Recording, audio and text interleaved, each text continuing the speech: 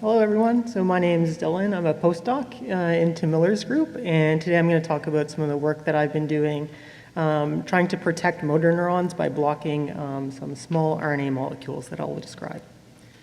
And so I want to start out by introducing a challenge which Tim has kind of already alluded to, which is the fact that all of our cells contain the exact same genome, but they need to turn on different proteins at different times in different cells. So, cells in your brain are quite obviously different from cells in your muscle, but to get there, they need to turn on different proteins. They have to turn on different proteins in different amounts.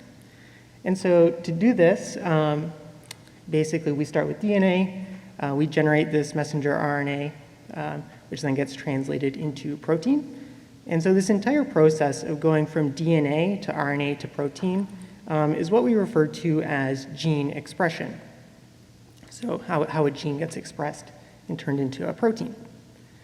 And so I want to give a little bit of history on a discovery from the 90s, which happened when a pair of scientists were studying these tiny worms called C. elegans.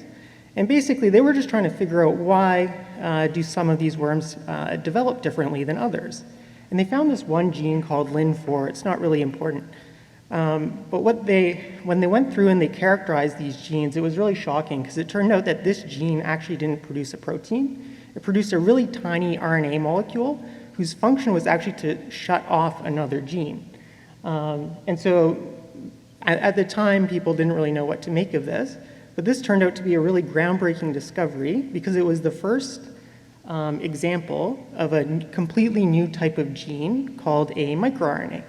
And so essentially, these are genes that basically function to turn off other genes. So they get produced, they bind to other RNAs within the cell, and then they turn them off. And so to date, these microRNAs have really been implicated basically in every single developmental process, normal physiology, a variety of diseases and cancers. And it's not just one microRNA. Humans have thousands of these kind of floating around within the cell, doing various things. And so specifically within ALS, we found quite a few of these that can maybe be used as biomarkers or that change within motor neurons and we think are affecting the progression of the disease.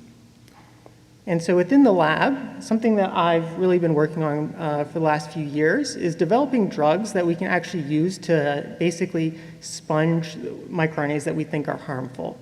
So for instance, if you had a pathogenic microRNA, so this is changing the gene expression profile of your cells, it's basically kind of just making things really bad.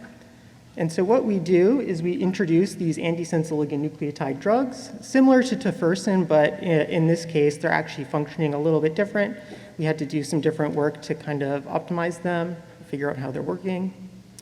But kind of the essential piece is that they go through and they sponge all of the pathogenic microRNA, which kind of instates what we think would be a protective gene expression signature. And so we do a lot of this work in vivo, and so we spent a lot of time basically developing methods to deliver these throughout the entire mouse brain, also in human cells, but I'm going to talk mostly about our mouse work today. And so basically we pump this into the CSF of the mice, these drugs go everywhere, and they basically just turn off whatever microRNA we want to turn off. And so having kind of initially developed this, we then wanted to go through and kind of validate that this is going to work in SOD1 models. So these are ALS mice that express 40 times more SOD1 than normal in its mutant, and they progress very rapidly. And what we find is that if we go through and we were to block certain microRNAs, and so for this instance, I'm showing a pro-inflammatory microRNA, what we can do is we can actually slow progression within these mice and help them live a little bit longer. And so in this case, basically what we're doing is we're using a drug that basically just kind of sponges an inflammatory molecule, which kind of dampens the inflammation within the spinal cord. So this is our first pass, but now that we've validated the system, now we're really cooking and we just want to go after as many microRNAs as possible here. So what we're doing is right now we're systematically going through and we're kind of going down a list and we're just targeting every microRNA that we think is going to be effective. And we're really trying to find more better drugs than the one that I just showed. And again, this is all in mice, but we really do want to do this more in a human system. So we're also testing this out in some motor neurons that we derive from ALS patient samples. And if you want to hear more about that, you can come to one of the posters out front. I'll be there. And that's it.